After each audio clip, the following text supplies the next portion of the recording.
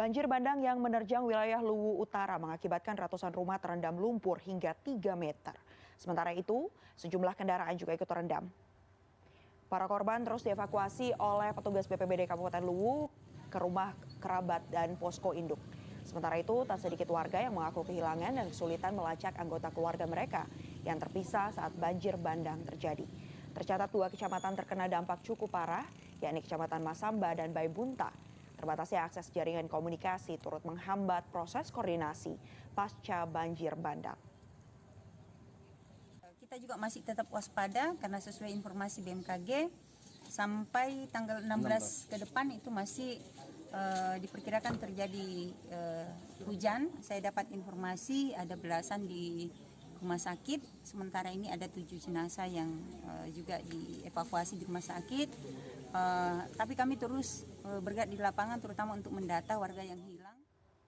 Sebelumnya banjir bandang menerjang Kota Masamba, Kabupaten Luwu Utara, Sulawesi Selatan pada Senin malam.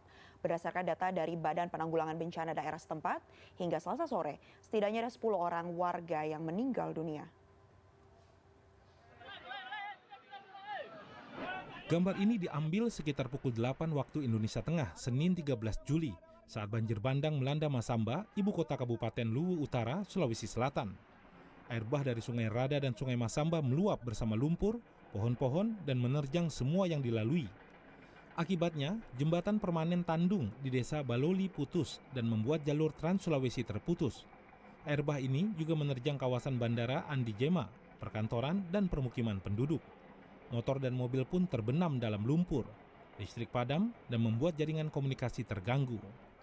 BPBD Sulawesi Selatan di Makassar terus mengerahkan anggotanya, kendaraan taktis dan perahu karet sejak Senin malam.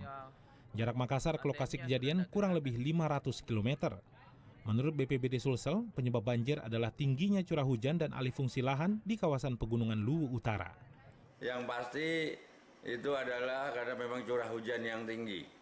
Curah hujan yang tinggi, tetapi kemudian karena kronologis sejak dulu itu mungkin ada alih fungsi lahan, ada kerusakan hutan, pengundulan hutan, itu menjadi penyebab. Hingga Selasa sore, upaya pencarian korban dan evakuasi masih berlangsung. Alwi Fauzi, Makassar, Sulawesi Selatan.